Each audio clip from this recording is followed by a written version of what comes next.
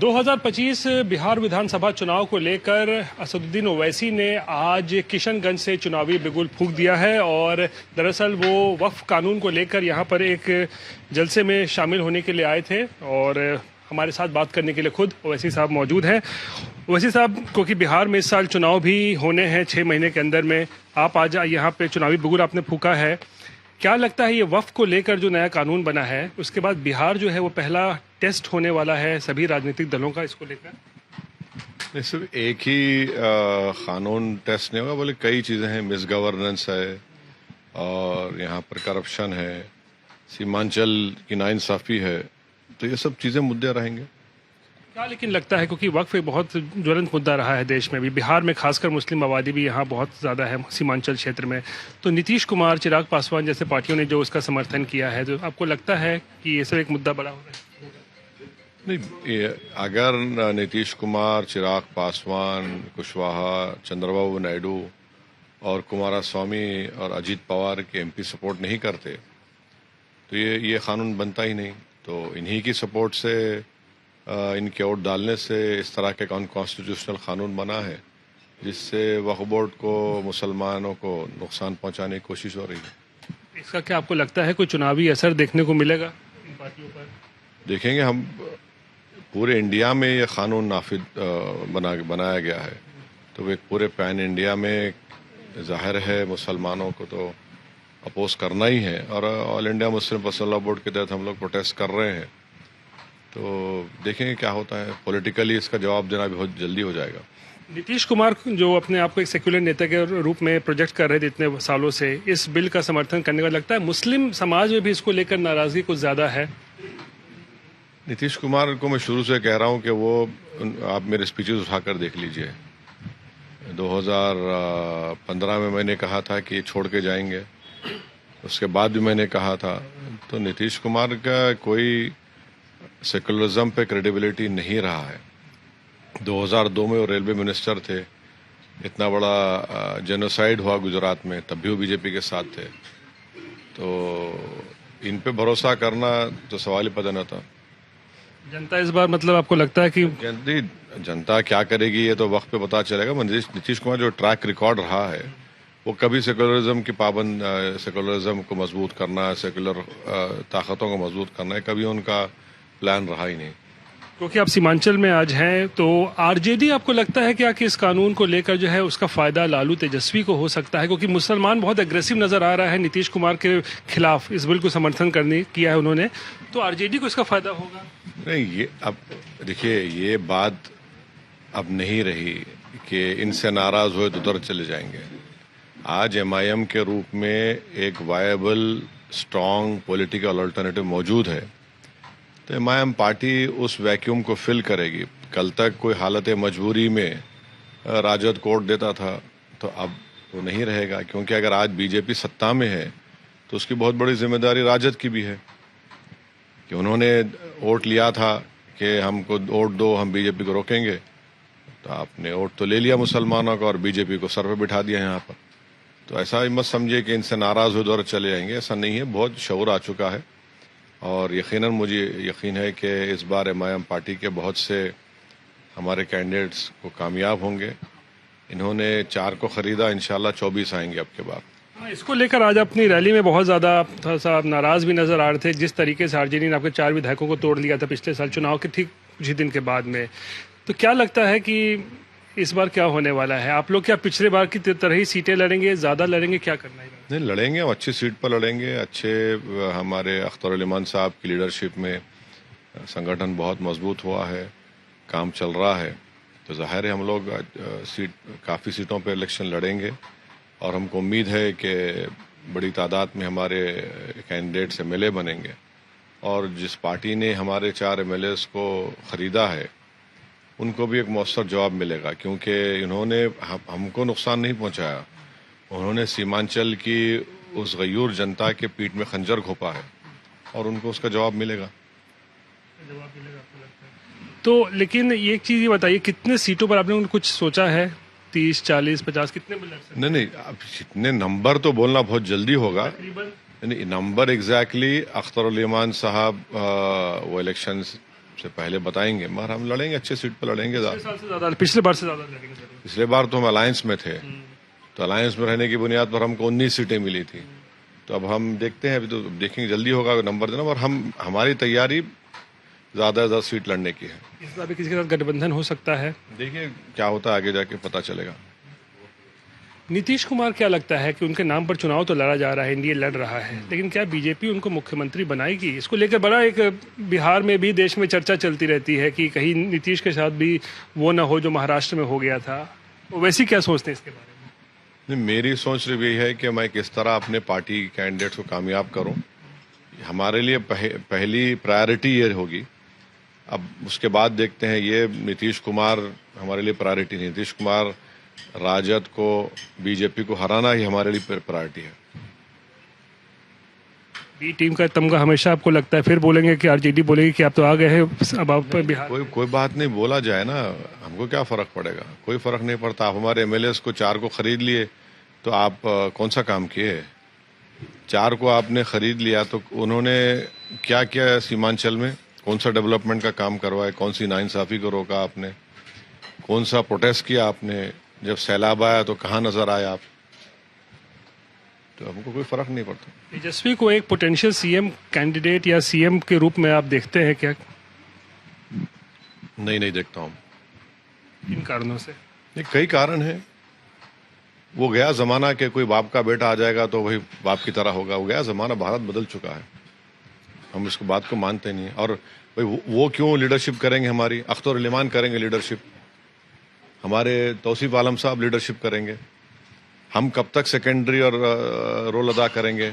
उनके पीछे हाथ झुकाकर, सर झुकाकर कब तक खड़ेंगे? नहीं रहेंगे। हम आगे बढ़ेंगे, अपनी लीडरशिप बनाएंगे।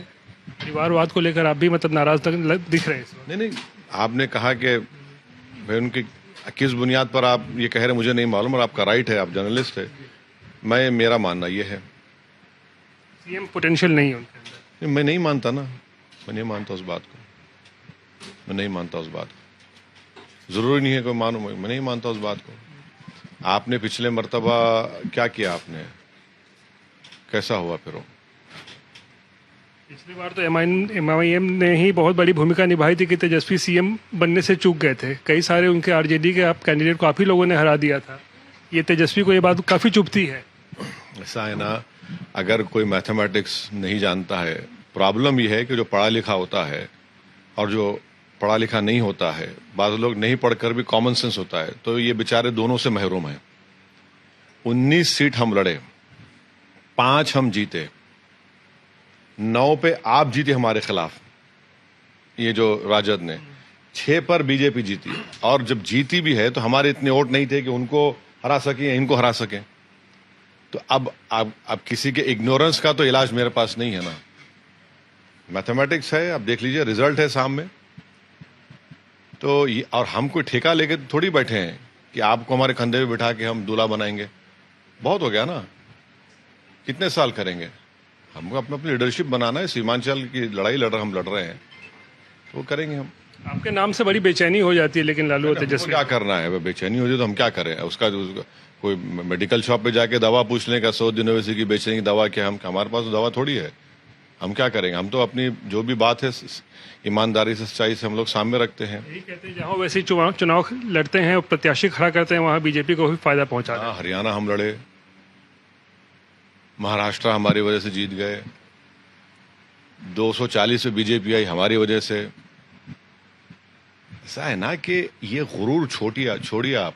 इन लोगों को एरोगेंस, इग्नोरेंस छोड़ना चाहिए। थोड़ा ह्यूमिलिटी पैदा करिए, हम्बलनेस पैदा करिए। अब अगर आप समझेंगे कि आप ही सब कुछ है और दूसरे गुलाम हैं और आपके पीछे चलेंगे, ये नहीं होने वाला है।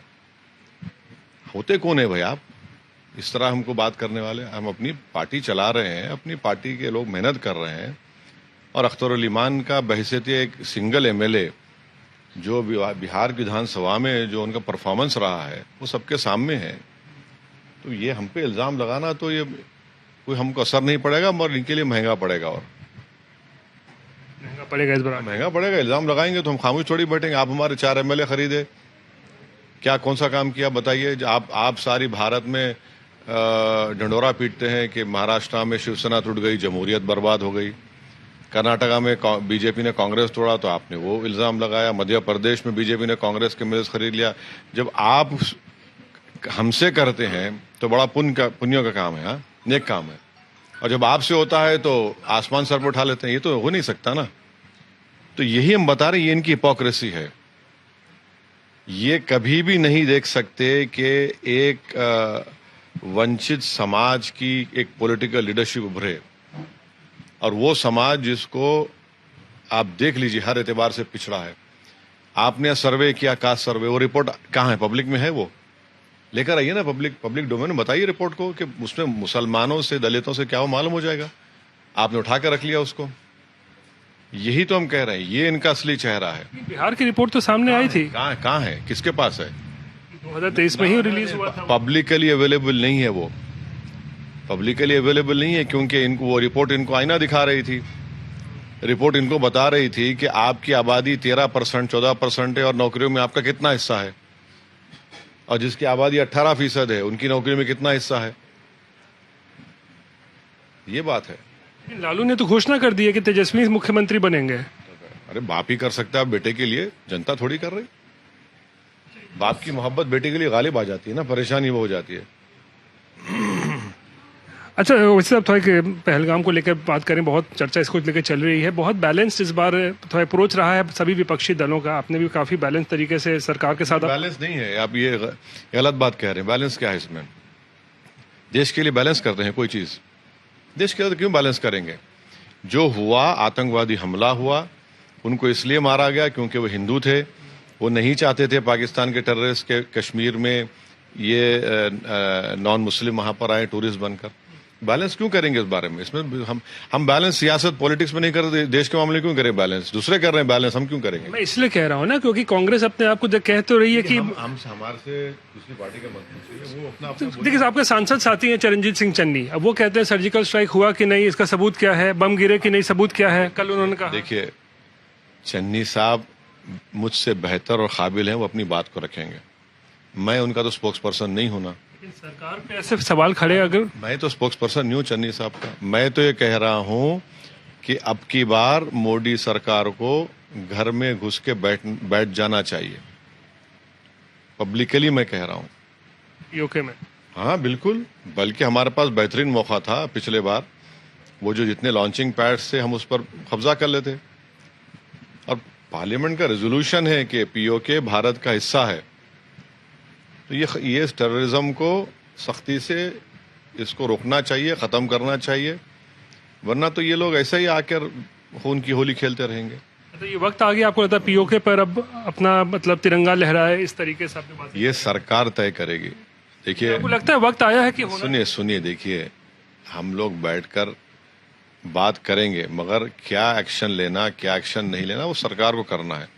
हम जरूर ये कहेंगे कि जो परिवारों की हत्या की गई है उनको इंसाफ मिले, और हमारे संविधान में आर्टिकल 355 है।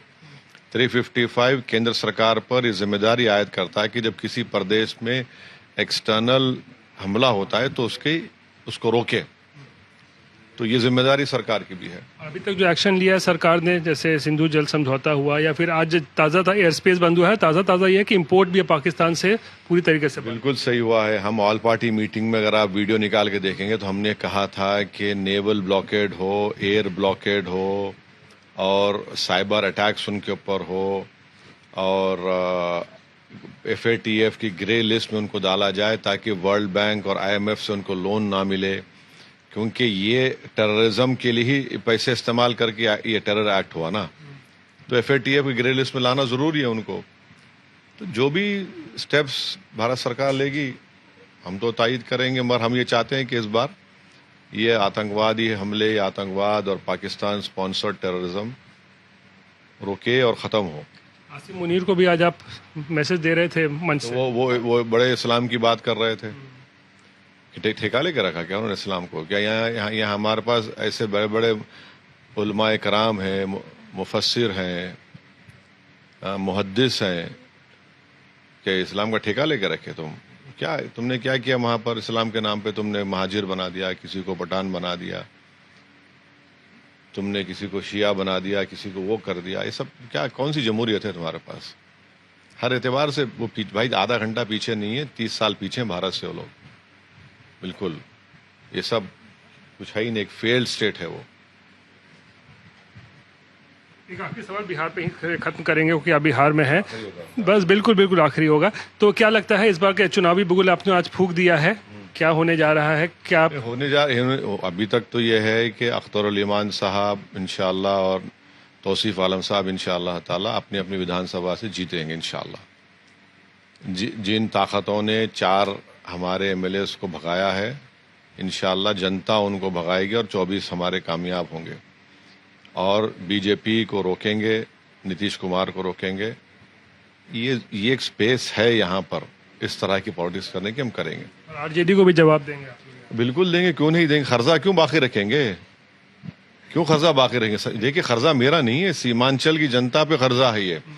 आपने उस गयूर आवाम की उम्मीदों को, उनकी ख्वाहिशों को, उनके ख्वाबों को आपने चुकनाचूर करने की कोशिश की और उनकी पीठ पर खंजर को पाया। सवाल मेरा अख्तरुल ईमान साहब का नहीं है, सवाल सीमांचल की जनता ने बड़े फख्र के साथ, इस उम्मीद के साथ कि हमसे इंसाफ होगा, उन्होंने इन 5 को कामयाब किया। तो आपने उनको धोखा दिया, अब जनता जवाब देगी आपको इंशाल्लाह। चलिए शुक्रिया बात करने के लिए। तो ये थे असदुद्दीन ओवैसी जो आज तक से एक्सक्लूसिव बातचीत कर रहे थे, बिहार में इस वक्त हैं और कह रहे हैं कि इस बार जो है एमआईएम उनकी पार्टी पिछले बार से ज़्यादा बेहतर प्रदर्शन करेगी और जिस तरीके से आरजेडी ने उनके 4 विधायक तोड़े थे उसका जवाब दे रहे हैं। कह रहे हैं कि 24 विधायक इस बार उनके कम से कम जीतकर ज़रूर विधानसभा पहुंचेंगे। कैमरा पर्सन दीपक कुमार के साथ रोहित सिंह, किशनगंज आज तक।